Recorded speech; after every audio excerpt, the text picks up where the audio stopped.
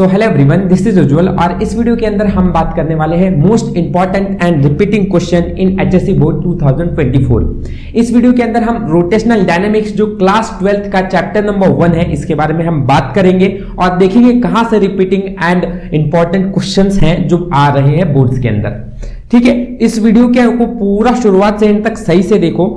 शुरुआत में मैं ये जरूर बता रहा हूं कि कहां से सबसे ज्यादा रिपीटिंग क्वेश्चन है, कंसेप्ट जो पिछले कुछ सालों के अंदर आ रहे हैं। लास्ट तक आप देखोगे बहुत सारी चीजें मैं बता चुका हूंगा, लेकिन शुरुआत में आपको यह देखना जरूरी है कि कंसेप्ट जो है वो रिपीट सबसे ज्यादा किस पॉइंट से हो रहा है। ठीक है, सो इस वीडियो को स्टार्ट करने से पहले मैंने टेलीग्राम ग्रुप का एक लिंक देके रखा हुआ है डिस्क्रिप्शन बॉक्स के अंदर। उस ग्रुप को आप ज्वाइन कीजिए for important notifications as well as important notes for HSC board. ठीक है, स्टार्ट करते हैं इस वीडियो को। और सबसे पहले मैं बात कर रहा हूं very important thing, moment of inertia और इन फॉर्मूलाज के बारे में। क्या हो रहा है कि कुछ सालों से अगर पेपर को देखा जाए एज पर न्यूमेरिकल के पॉइंट ऑफ व्यू से, तो इन सारे कंसेप्ट पे सबसे ज्यादा रिपीटिंग न्यूमेरिकल आया हुआ है।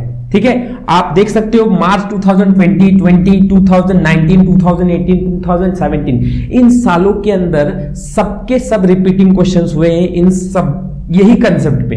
तो रिपीटिंग है।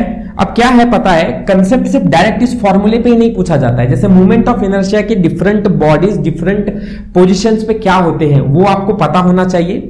एंड ये सब के रिलेटेड भी कैसे है कि काइनेटिक एनर्जी का फॉर्मूला अगर आपको पूछ रहे हैं न्यूमेरिकल्स के अंदर, तो वो ओमेगा नहीं देते हैं, they used to give frequency. तो ओमेगा का रिलेशन फ्रीक्वेंसी से कैसा है ये आपको पता होना चाहिए और फिर आपको ये न्यूमेरिकल सॉल्व हो सकता है। सेम वे इन सब के लिए भी किया जा रहा है। ठीक है, आप रिसेंटली पीवाईक्यूज देख सकते हो। और अगर आपको ये सारे फॉर्मूलाज जानने हैं तो मैंने एक वीडियो बना के रखा हुआ है जिसमें मैंने इंपॉर्टेंट क्वेश्चंस की बात की हुई है। डिस्क्रिप्शन बॉक्स में उसका लिंक है, उस वीडियो को आप जरूर देखो, जिससे आपका फॉर्मूला एकदम तैयार हो जाएगा for HSC board and CET. ठीक है, चलिए ये हो गया न्यूमेरिकल सेशन की तरफ से। अब आते हैं यहां पर जहां से सबसे ज्यादा रिपीट हो रहा है क्वेश्चन थ्योरी के अंदर। जैसे क्वेश्चन 1 आप देखिए, derive the expression for velocity of particle at different position in VCM.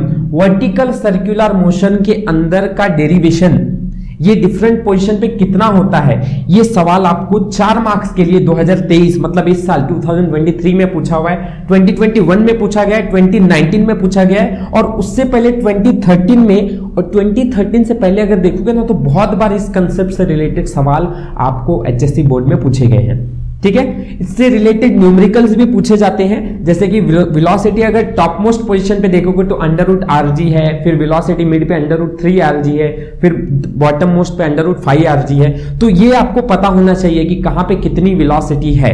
Right, तो ये वेलोसिटी से रिलेटेड सवाल आपको पूछा जाता है, साथ साथ इसका डेरिवेशन भी आप अच्छी तरह से याद करके रखो। राइट, आते हैं क्वेश्चन नंबर 2 पे, derive an expression for kinetic energy, ये टॉर्क या एंगुलर मोमेंटम। अब मैंने क्या है कि इन सबका डेरिवेशन एक जैसा है, इसलिए मैंने इसको एक ही चंक में डाल के रखा हुआ है। क्या है, बोर्ड्स या तो इस पे या तो इस पे या तो इस पे, किसी तीनों में से एक पे आपको सवाल पूछती है रिलेटेड टू एक्सप्रेस करने के लिए। इनमें से तीनों में से कोई भी एक सवाल आ गया पक्का 3 मार्क्स के लिए आता है। इसको आपको 2022 में पूछ लिया गया है। ये सवाल आपको टॉर्क का 16 और 17 में पूछा है। एंगुलर मोमेंटम आज तक कभी भी नहीं पूछा गया है, चांसेस है पूछा जा सकता है या इनमें से भी कोई सवाल पूछा जा सकता है फिर से। ठीक है, तो इन कंसेप्ट को डेरिवेशन को याद करके रखो, बहुत इजी डेरिवेशंस है, याद हो सकते हैं। ठीक है, तो इस क्वेश्चन पे ध्यान देना। अगला आते हैं अपने क्वेश्चन 3 पर, law of conservation of angular momentum. ये क्वेश्चन भी बोर्ड एग्जाम्स में बहुत बार पहले रिपीट हो चुका है, अब आना थोड़ा बंद हो गया है, कम हो गया है, लेकिन पहले बहुत रिपीट हो चुका है। तो इसको 2 मार्क्स के लिए पूछा गया है एंड बहुत इजी डेरिवेशन है इसका। ठीक है, तो इसको एक अच्छी तरह से पढ़ लो आप लोग। आगे आते हैं क्वेश्चन 4।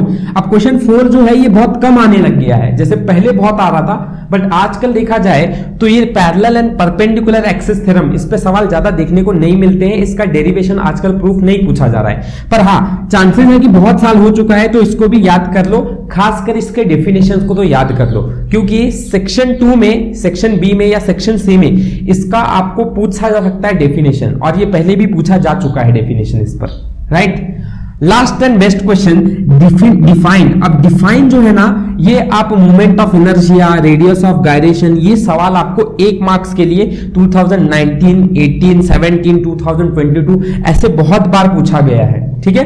तो ये डेफिनेशन तो आप लोगों को याद कर ही लेने, इस चैप्टर में जितने भी डेफिनेशन है ना उनको अच्छी तरह से याद कर लो, ताकि कोई भी यहां से पक्का एक डेफिनेशन 1 मार्क्स के लिए पूछा जाता है, या फिर ऐसे लंबे डेरिवेशंस हुए तो 2 से 3 मार्क्स के लिए पूछे जाते हैं। तो अच्छी तरह से इन सब चीजों को प्रिपेयर कर लो। लास्ट एंड फाइनल पॉइंट बात करेंगे फॉर्मूले के रिलेटेड। फॉर्मूला जो है वो इस चैप्टर में सबसे ज्यादा पूछा जाता है। जैसे 2022 में ही पूछा हुआ सवाल था कि what will be the formula of solid sphere from its centre, तो ये पता होना चाहिए फॉर्मूला कि कितना होता है, ठीक है। तो ऐसे छोटे छोटे इजी सवाल पूछे जाते हैं, उसके लिए आप मेरे वीडियो को देख सकते हो 1 शॉट वाले, जिससे आपको ये सारे फॉर्मूला अच्छी तरह से तैयार हो जाएंगे, ठीक है। सो आई होप इस वीडियो से आपको कुछ वैल्यू मिली होगी। If you have any value then like share and subscribe my channel. Thank you for watching. हम मिलते हैं अपने नेक्स्ट वीडियो के अंदर।